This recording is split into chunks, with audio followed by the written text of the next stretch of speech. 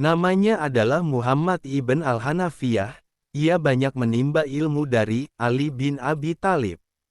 Pada saat telah terjadi percekcokan antara Muhammad ibn al-Hanafiyah dan saudaranya Al-Hasan ibn Ali, maka Ibn al-Hanafiyah mengirim surat kepada saudaranya itu, isinya, "Sesungguhnya Allah telah memberikan kelebihan kepadamu atas diriku, ibumu Fatimah binti Muhammad ibn Abdullah, sedangkan ibuku seorang wanita dari Bani Hanifah. Kakekmu dari garis ibu adalah utusan Allah dan makhluk pilihannya, sedangkan kakekku dari garis ibu adalah Ja'far ibn Qais. Apabila suratku ini sampai kepadamu, kemarilah dan berdamailah denganku, sehingga engkau memiliki keutamaan atas diriku dalam segala hal." Begitu surat itu sampai ke tangan Al-Hasan, ia segera ke rumahnya dan berdamai dengannya. Siapakah Muhammad ibn al-Hanafiyah? Seorang adib ahli adab pujangga, seorang yang pandai dan berakhlak lembut ini. Marilah, kita membuka lembaran hidupnya dari awal. Kisah ini bermula sejak akhir kehidupan Rasulullah Shallallahu Alaihi Wasallam. Pada suatu hari, Ali ibn Abi Thalib duduk bersama Nabi Shallallahu Alaihi Wasallam, maka ia berkata, "Wahai Rasulullah, apa pendapatmu apabila aku dikaruniai seorang anak setelah engkau meninggal? Bolehkah aku menamainya dengan namamu dan memberikan kunyah sapaan yang biasanya diungkapkan dengan Abu Fulan, dengan kunyahmu?" "Ya," jawab beliau. Kemudian hari-hari pun berjalan terus. Dan Nabi yang mulia Shallallahu Alaihi Wasallam bertemu dengan Ar-Rafiqul Al-A'la, berpulang ke sisi Allah, dan setelah hitungan beberapa bulan Fatimah yang suci, ibunda Al-Hasan dan Al-Husain menyusul beliau, wafat. Ali lalu menikahi seorang wanita Bani Hanifah. Ia menikahi Khawlah binti Ja'far ibn Qais al-Hanafiyah, yang kemudian melahirkan seorang anak laki-laki untuknya. Ali menamainya Muhammad dan memanggilnya dengan kunyah Abu Al-Qasim atas izin Rasulullah Shallallahu Alaihi Wasallam. Hanya saja orang-orang terlanjur memanggilnya Muhammad ibn al-Hanafiyah untuk membedakannya dengan kedua saudaranya Al-Hasan dan Al-Husain, dua putra Fatimah Az-Zahra. Kemudian ia pun dikenal dalam sejarah dengan nama tersebut. Muhammad ibn al-Hanafiyah lahir di akhir masa khilafah Asy-Syiddiq Abu Bakar Ra. Ia tumbuh dan terdidik di bawah perawatan ayahnya, Ali bin Abi Thalib. Ia lulus di bawah didikannya. Ia belajar ibadah dan kezuhudan dari ayahnya, mewarisi kekuatan dan keberaniannya, menerima kefasihan dan balagoh darinya. Hingga ia menjadi pahlawan perang di medan pertempuran, singa mimbar di perkumpulan manusia, seorang ahli ibadah malam Ruhbanul Lail apabila kegelapan telah menutup tirainya ke atas alam dan saat mata-mata tertidur lelap. Ayahnya telah mengutusnya ke dalam pertempuran-pertempuran yang ia ikuti. Dan ia, Ali, telah memikulkan di pundaknya beban-beban pertempuran yang tidak ia pikulkan kepada kedua saudaranya yang lain, Al-Hasan dan Al-Husain. Ia pun tidak terkalahkan dan tidak pernah melemah keteguhannya. Pada suatu ketika pernah dikatakan kepadanya, "Mengapakah ayahmu menjerumuskanmu ke dalam kebinasaan dan membebankanmu apa yang kamu tidak mampu memikulnya dalam tempat-tempat yang sempit tanpa kedua saudaramu Al-Hasan dan Al-Husain?" Ia menjawab, "Yang demikian itu karena kedua saudaraku menempati kedudukan dua mata ayahku, sedangkan aku menempati kedudukan dua tangannya, sehingga ia, Ali, menjaga kedua matanya dengan kedua tangannya."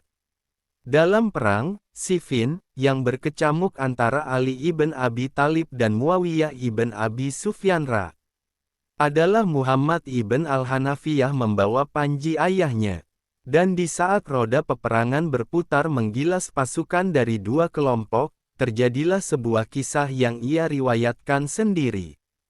Ia menuturkan, "Sungguh aku telah melihat kami dalam perang Siffin, kami bertemu dengan para sahabat Muawiyah, Kami saling membunuh hingga aku menyangka bahwa tidak akan tersisa seorang pun dari kami dan juga dari mereka. Aku menganggap ini adalah perbuatan keji dan besar. Tidaklah berselang lama hingga aku mendengar seseorang yang berteriak di belakangku, "Wahai kaum muslimin, takutlah kepada Allah, takutlah kepada Allah, wahai kaum muslimin. Siapakah yang akan melindungi para wanita dan anak-anak? Siapakah yang akan menjaga agama dan kehormatan? Siapakah yang akan menjaga serangan Romawi dan Ad-Dailami?" Asteris. Wahai kaum muslimin, takutlah kepada Allah dan sisakan kaum muslimin, wahai masyarul muslimin. Maka sejak hari itu, aku berjanji kepada diriku untuk tidak mengangkat pedangku di wajah seorang muslim. Kemudian Ali mati syahid di tangan pendosa yang zalim, di tangan Abdurrahman ibn Miljam. Kekuasaan pun berpindah kepada Muawiyah ibn Abi Sufyan. Maka, Muhammad ibn al-Hanafiyah membayatnya untuk selalu taat dan patuh dalam keadaan suka maupun benci karena keinginannya hanya untuk menyatukan suara dan mengumpulkan kekuatan serta untuk menggapai izah bagi Islam dan muslimin. Muawiyah merasakan ketulusan bayat ini dan kesuciannya. Ia merasa benar-benar tentram kepada sahabatnya, hal mana menjadikannya mengundang Muhammad ibn al-Hanafiyah untuk mengunjunginya. Maka, ia pun mengunjunginya di Damaskus lebih dari sekali, dan lebih dari satu sebab.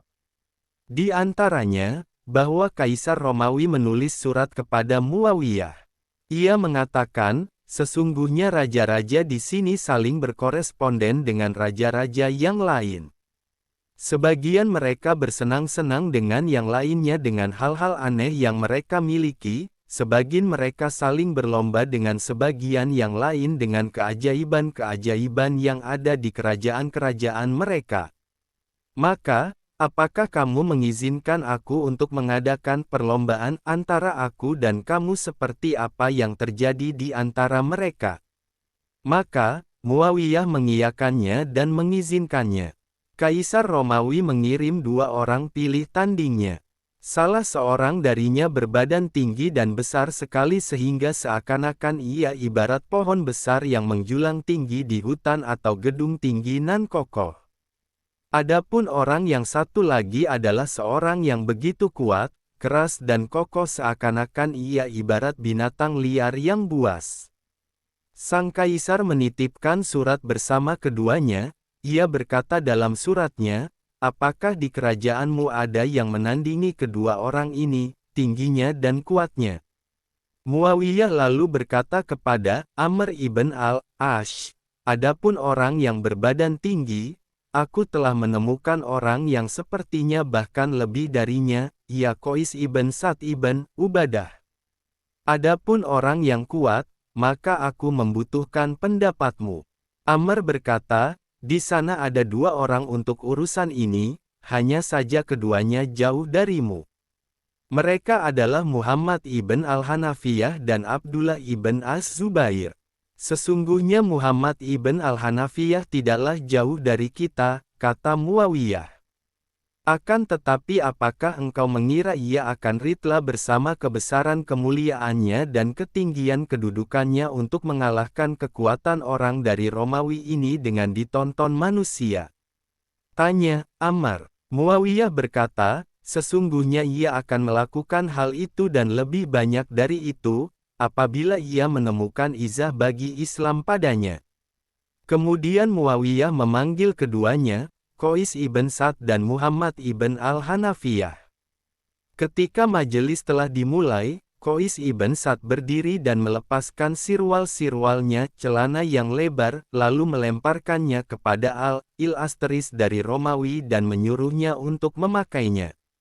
Ia pun memakainya, maka, sirwalnya menutupi sampai di atas kedua dadanya sehingga orang-orang ketawa dibuatnya. Adapun Muhammad ibn al-Hanafiyah, ia berkata kepada penterjemahnya, "Katakan kepada orang Romawi ini, apabila ia mau, ia duduk dan aku berdiri." Lalu ia memberikan tangannya kepadaku. Entah aku yang akan mendirikannya atau dia yang mendudukkanku, dan bila ia mau, dia yang berdiri dan aku yang duduk." Orang Romawi tadi memilih duduk. Maka Muhammad memegang tangannya, dan menariknya berdiri, dan orang Romawi tersebut tidak mampu menariknya duduk. Kesombongan pun merayap dalam dada orang Romawi, ia memilih berdiri dan Muhammad duduk. Muhammad lalu memegang tangannya dan menariknya dengan satu hentakan hampir-hampir melepaskan lengannya dari pundaknya, dan mendudukkannya di tanah. Kedua orang kafir Romawi tersebut kembali kepada rajanya dalam keadaan kalah dan terhina. Hari-hari berputar lagi. Muawiyah dan putranya Yazid serta Marwan ibn al-Hakam telah berpindah ke Rahmatullah. Kepemimpinan Bani Umayyah berpindah kepada Abdul Malik ibn Marwan. Ia mengumumkan dirinya sebagai khalifah muslimin dan penduduk Syam membayatnya. Sementara penduduk Hijaz dan Irak telah membayat Abdullah ibn Az-Zubair ****. Setiap dari keduanya mulai menyeru orang yang belum membayatnya untuk membayatnya, dan mendakwakan kepada manusia bahwa ia yang paling berhak dengan kekhalifahan daripada sahabatnya. Barisan kaum muslimin pun terpecah lagi. Disinilah Abdullah ibn Az-Zubair meminta kepada Muhammad ibn al-Hanafiyah untuk membayatnya sebagaimana penduduk Hijaz telah membayatnya. Hanya saja Ibn al-Hanafiyah memahami betul bahwa bayat akan menjadikan hak-hak yang banyak di lehernya bagi orang yang ia bayat. Di antaranya adalah menghunus pedang untuk menolongnya dan memerangi orang-orang yang menyelisihinya. Dan para penyelisihnya hanyalah orang-orang muslim yang telah berijtihad, lalu membayat orang yang tidak ia bayat. Tidaklah orang yang berakal sempurna lupa akan kejadian di hari Siffin. Tahun yang panjang belum mampu menghapus suara yang menggelegar dari kedua pendengarannya, kuat dan penuh kesedihan, dan suara itu memanggil dari belakangnya, "Wahai kaum muslimin, takutlah kepada Allah, takutlah kepada Allah, wahai kaum muslimin. Siapakah yang akan melindungi para wanita dan anak-anak? Siapakah yang akan menjaga agama dan kehormatan? Siapakah yang akan menjaga serangan Romawi dan Ad-Dailami?" Ya, ia belum lupa sedikit pun dari itu semua. Maka, ia berkata kepada Abdullah ibn Az-Zubair, "Sesungguhnya engkau mengetahui dengan sebenar-benarnya, bahwa dalam perkara ini aku tidak memiliki tujuan dan tidak pula permintaan, hanyalah aku ini seseorang dari kaum muslimin. Apabila kalimat suara mereka berkumpul kepadamu atau kepada Abdul Malik, maka aku akan membayat orang yang suara mereka berkumpul padanya. Adapun sekarang, aku tidak membayatmu, juga tidak membayatnya." Mulailah Abdullah mempergaulinya dan berlemah lembut kepadanya dalam satu kesempatan. Dan dalam kesempatan yang lain ia berpaling darinya dan bersikap keras kepadanya. Hanya saja, Muhammad ibn al-Hanafiyah tidak berselang lama hingga banyak orang yang bergabung dengannya ketika mereka mengikuti pendapatnya. Dan mereka menyerahkan kepemimpinan mereka kepadanya, hingga jumlah mereka sampai 7.000 orang dari orang-orang yang memilih untuk memisahkan diri dari fitnah. Dan mereka enggan untuk menjadikan diri mereka kayu bakar bagi apinya yang menyala.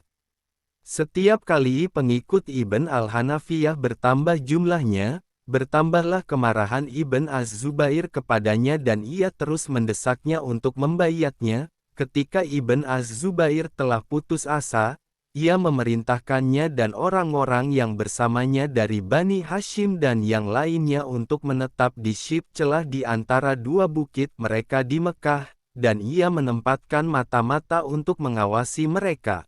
Kemudian ia berkata kepada mereka, "Demi Allah, sungguh-sungguh kalian harus membayatku atau benar-benar aku akan membakar kalian dengan api." Kemudian ia menahan mereka di rumah-rumahnya dan mengumpulkan kayu bakar untuk mereka, lalu mengelilingi rumah-rumah dengannya hingga sampai ujung tembok. Sehingga seandainya ada satu kayu bakar menyala niscaya akan membakar semuanya. Di saat itulah, sekelompok dari para pengikut Ibn al-Hanafiyah berdiri kepadanya dan berkata, biarkan kami membunuh Ibn az-Zubair dan menenangkan manusia dari perbuatannya. Ia berkata, apakah kita akan menyalakan api fitnah dengan tangan-tangan kita yang karenanya kita telah menyepi, memisahkan diri, dan kita membunuh seorang sahabat Rasulullah Shallallahu Alaihi Wasallam dan anak-anak dari sahabatnya? Tidak, demi Allah kita tidak akan melakukan sedikit pun apa yang menjadikan Allah dan Rasul-Nya murka. Berita tentang apa yang diderita oleh Muhammad ibn al-Hanafiyah dan para pengikutnya dari kekerasan Abdullah ibn az-Zubair sampai ke telinga Abdul Malik ibn Marwan. Ia melihat kesempatan emas untuk menjadikan mereka condong kepadanya. Ia lantas mengirim surat bersama seorang utusannya, yang seandainya ia menulisnya untuk salah seorang anaknya tentunya, dialeknya tidak akan sehalus itu dan redaksinya tidak selembut itu. Dan di antara isi suratnya adalah, telah sampai berita kepadaku bahwa Ibn az-Zubair telah mempersempit gerakmu dan orang-orang yang bersamamu, ia memutus tali persaudaraanmu, dan merendahkan hakmu. Ini negeri Syam terbuka di depanmu, siap menjemputmu dan orang-orang yang bersamamu dengan penuh kelapangan dan keluasan, singgahlah di sana di mana engkau mau, niscaya engkau akan menemukan penduduknya mengucapkan selamat kepadamu dan para tetangga yang mencintaimu, dan engkau akan mendapatkan kami orang-orang yang memahami hakmu, menghormati keutamaanmu, dan menyambung tali persaudaraanmu insya Allah. Muhammad ibn al-Hanafiyah dan orang-orang yang bersamanya berjalan menuju negeri Syam, sesampainya di Ublah, mereka menetap di sana. Penduduknya menempatkan mereka di tempat yang paling mulia dan menjamu mereka dengan baik sebagai tetangga. Mereka mencintai Muhammad ibn al-Hanafiyah dan mengagungkannya, karena apa yang mereka lihat dari kedalaman ketekunan ibadahnya dan kejujuran zuhudnya. Ia mulai menyuruh mereka kepada yang ma'ruf dan mencegah mereka dari yang munkar. Ia mendirikan syiar-syiar di antara mereka dan mengadakan islah dalam perselisihan mereka. Ia tidak membiarkan seorang pun dari manusia menzalimi orang lain. Di saat berita itu sampai ke telinga Abdul Malik ibn Marwan, hal tersebut memberatkan hatinya. Ia kemudian bermusyawarah dengan orang-orang terdekatnya. Mereka berkata kepadanya, kami tidak berpendapat agar engkau memperbolehkannya tinggal di kerajaanmu. Sedangkan sirahnya sebagaimana yang engkau ketahui, entah ia membayatmu, atau ia kembali ke tempatnya semula. Maka, Abdul Malik menulis surat untuknya dan berkata, sesungguhnya engkau telah mendatangi negeriku dan engkau singgah di salah satu ujungnya. Dan ini peperangan yang terjadi antara diriku dan Abdullah ibn az-Zubair. Dan engkau adalah seseorang yang memiliki tempat dan nama di antara kaum muslimin. Dan aku melihat agar engkau tidak tinggal di negeriku kecuali bila engkau membayatku. Bila engkau membayatku, aku akan memberimu 100 kapal yang datang kepadaku dari Al-Qalzom kemarin, ambillah beserta apa yang ada padanya. Bersama itu engkau berhak atas 1 juta dirham ditambah dengan jumlah yang kamu tentukan sendiri untuk dirimu, anak-anakmu, kerabatmu, budak-budakmu dan orang-orang yang bersamamu. Bila engkau menolaknya maka pergilah dariku ke tempat yang aku tidak memiliki kekuasaan atasnya. Muhammad ibn al-Hanafiyah kemudian menulis balasan, dari Muhammad ibn Ali, kepada Abdul Malik ibn Marwan. Assalamu alaika, sesungguhnya aku memuji kepada Allah yang tidak ada ilah yang berhak disembah selain Dia, aku berterima kasih kepadamu. Amma ba'du, barangkali engkau menjadi ketakutan terhadapku. Dan aku mengira engkau adalah orang yang paham terhadap hakikat sikapku dalam perkara ini. Aku telah singgah di Mekah, maka Abdullah ibn az-Zubair menginginkan aku untuk membayatnya, dan tatkala aku menolaknya ia pun berbuat jahat terhadap pertentanganku. Kemudian engkau menulis surat kepadaku, memanggilku untuk tinggal di negeri Syam, lalu aku singgah di sebuah tempat di ujung tanahmu dikarenakan harganya murah dan jauh dari markas pusat pemerintahanmu. Kemudian engkau menulis kepadaku apa yang telah engkau tuliskan. Dan kami insya Allah akan meninggalkanmu. Muhammad ibn al-Hanafiyah beserta orang-orangnya dan keluarganya meninggalkan negeri Syam, dan setiap kali ia singgah di suatu tempat ia pun diusir darinya dan diperintahkan agar pergi darinya. Dan seakan-akan kesusahan belum cukup atasnya, hingga Allah berkehendak mengujinya dengan kesusahan lain yang lebih besar pengaruhnya dan lebih berat tekanannya.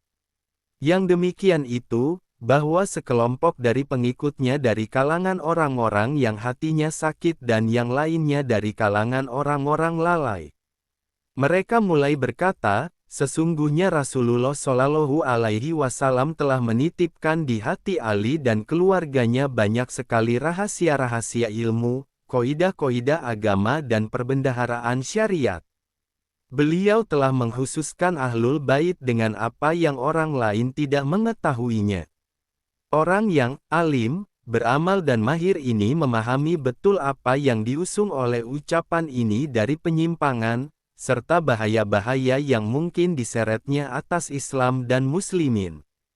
Ia pun mengumpulkan manusia dan berdiri menghutbahi mereka, ia memuji Allah Azza dan menyanjungnya dan bersalawat atas Nabi-Nya Muhammad Sallallahu Alaihi Wasallam, kemudian berkata, sebagian orang beranggapan bahwa kami segenap Ahlul Bait mempunyai ilmu yang Rasulullah Sallallahu Alaihi Wasallam mengkhususkan kami dengannya, dan tidak memberitahukan kepada siapapun selain kami. Dan kami demi Allah tidaklah mewarisi dari Rasulullah melainkan apa yang ada di antara dua lembaran ini, dan ia menunjuk ke arah mushaf. Dan sesungguhnya barang siapa yang beranggapan bahwa kami mempunyai sesuatu yang kami baca selain kitab Allah, sungguh ia telah berdusta. Adalah sebagian pengikutnya mengucapkan salam kepadanya, mereka berkata, Assalamualaikum wahai Mahdi.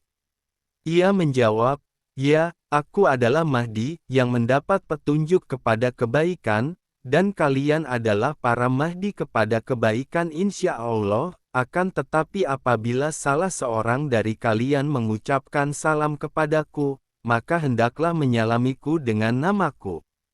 Hendaklah ia berkata, Assalamualaikum ya Muhammad.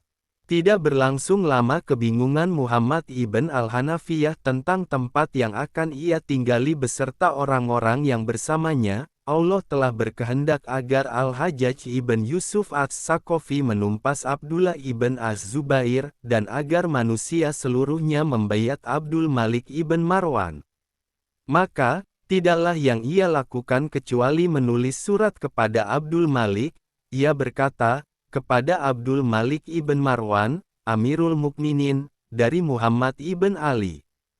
Amma ba'du, sesungguhnya setelah aku melihat perkara ini kembali kepadamu, dan manusia membayatmu. Maka, aku seperti orang dari mereka. Aku membayatmu untuk walimu di Hijaz. Aku mengirimkan bayatku ini secara tertulis. Wassalamualaikum. Ketika Abdul Malik membacakan surat tersebut kepada para sahabatnya, mereka berkata, seandainya ia ingin memecah tongkat ketaatan, baca, keluar dari ketaatan, dan membikin perpecahan dalam perkara ini, niscaya ia mampu melakukannya, dan niscaya engkau tidak memiliki jalan atasnya, maka tulislah kepadanya dengan perjanjian dan keamanan serta perjanjian Allah dan Rasul-Nya agar ia tidak diusir dan diusik, ia dan para sahabatnya. Abdul Malik kemudian menulis hal tersebut kepadanya. Hanya saja Muhammad ibn al-Hanafiyah tidak hidup lama setelah itu. Allah telah memilihnya untuk berada di sisinya dalam keadaan ridla dan diridai. Semoga Allah memberikan cahaya kepada Muhammad ibn al-Hanafiyah di kuburnya, Dan semoga Allah mengindahkan ruhnya di surga, ia termasuk orang yang tidak menginginkan kerusakan di bumi tidak pula ketinggian di antara manusia. Wallahu a'lam bishawab.